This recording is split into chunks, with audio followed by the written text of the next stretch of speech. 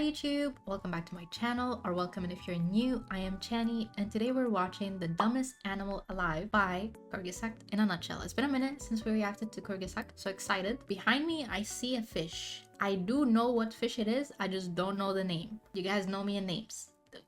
It's rough out here, but let's just jump into it. I wonder why it's the dumbest animal alive though. The sunfish, or mola, is the dumbest creature alive. Not just from an intelligence perspective. I mean, look at it. It's a being of extremes and comically bad at being an animal. Its evolutionary strategy is to be chunky boys, weaker than their predators, staring into the ocean with empty, dumb eyes, eating the least nutritious food possible, but growing amazingly fast, getting infested by parasites, and dying horribly. If you presented the sunfish in animal invention class, everybody would be really upset with you. And yet somehow the mola doesn't just survive but thrives. How? Like, actually, how? It's so like flat. The genus of mola is a fish built wrong.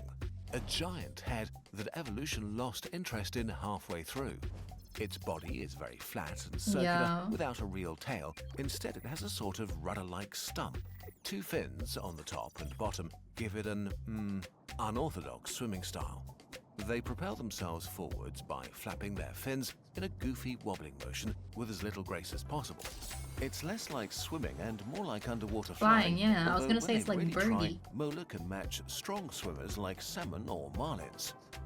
Some fish also don't have a swim bladder, the gas-filled organ most fish use for buoyancy. Instead, they have a jelly-like layer of flesh that's 90% water, jelly-like or surface, which definitely doesn't help with agility.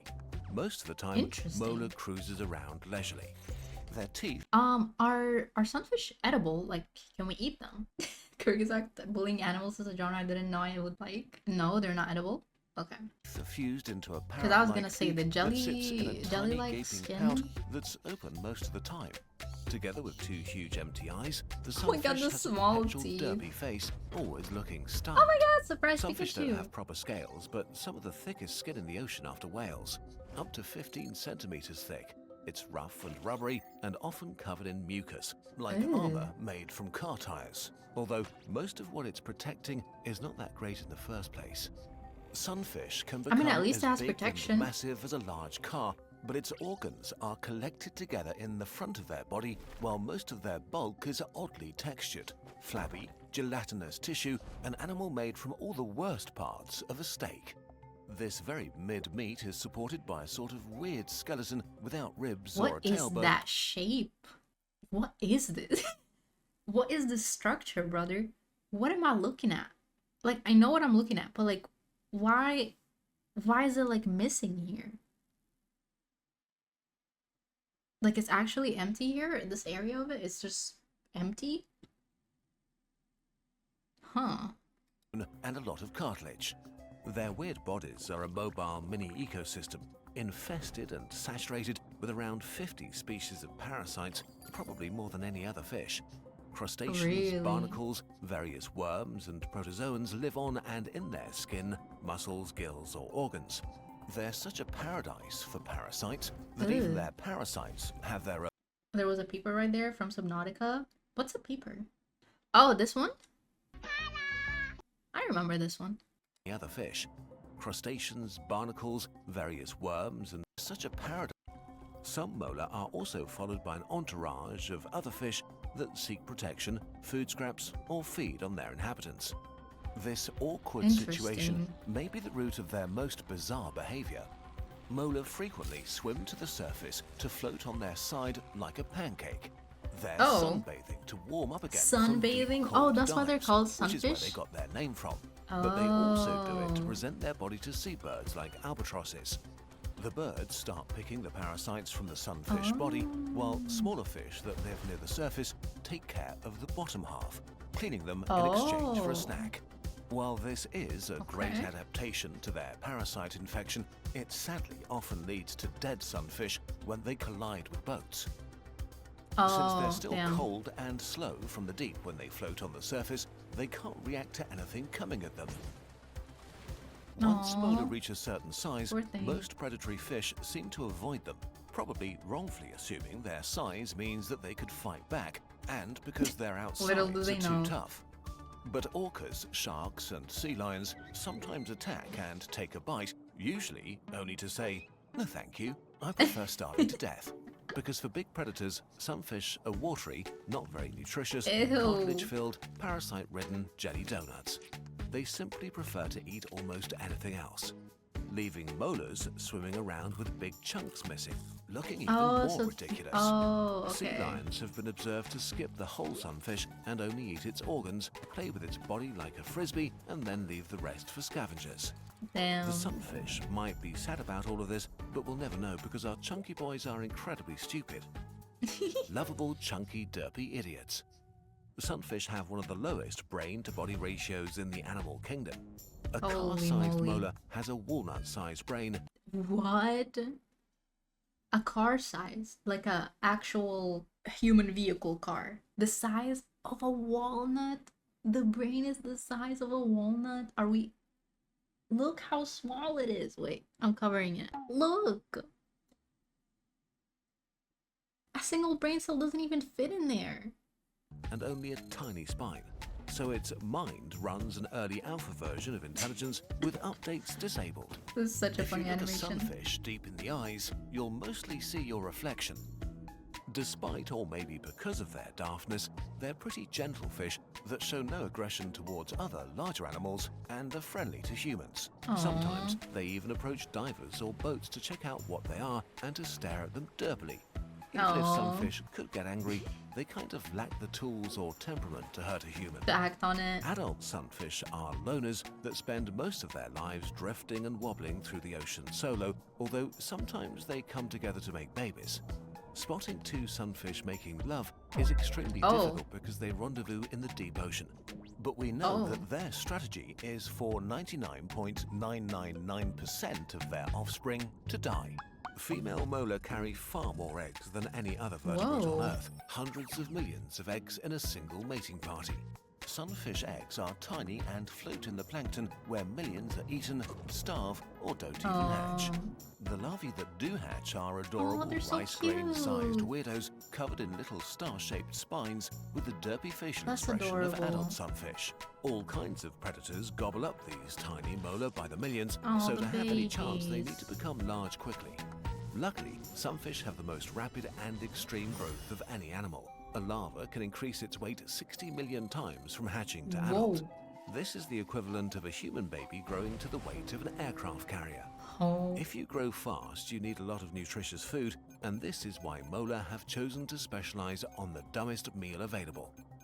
The dumbest predator versus the dumbest prey. The sunfish found a truly remarkable ecological niche.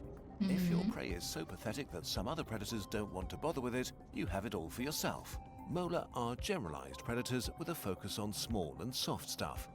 Their huge eyes can see incredibly well, especially so they in have a little dim advantage water, there. and they can sneak up on small prey or sift through drifting zooplankton.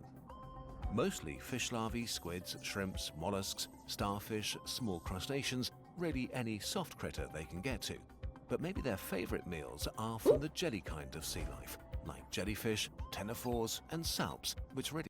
So is their diet, is it the thing that's affecting the consistency of their body? He said it was like 80% jelly-like, right? Like their skin.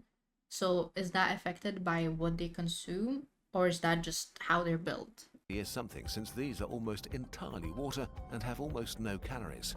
So to get any meaningful amount of nutrition, sunfish can mow through swarms of jellyfish, sometimes devouring thousands in a single day. Without a swim bladder, molar can dive very deep and surface quickly and freely, giving them a huge Most likely, range, very likely. able to travel dozens of kilometers a day. I don't trust brain to body mass ratios when talking about intelligence. This has already proven to be inaccurate with a lot of animal types, reptiles, birds, and birds particularly. I see. A lot of poisonous animals are only poisonous because of stuff they eat. To graze on the seafloor or reefs, hunt for jelly in the deep, or consume plankton and algae near the surface. Molar are the cows of the ocean, huge and constantly floating around, slurping in high volumes of low-nutrient food. Since they don't really chew with their beak, sunfish have found another absurd way to eat.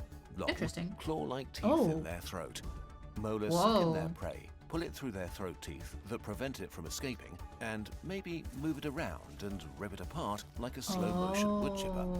Okay, as much as we're roasting the sunfish, and don't worry, it doesn't understand that we're making fun of it. Actually, it's kind of genius. Nature has a sense of humor and has left niches in the ecosystem that are best filled by being passive and bad at everything.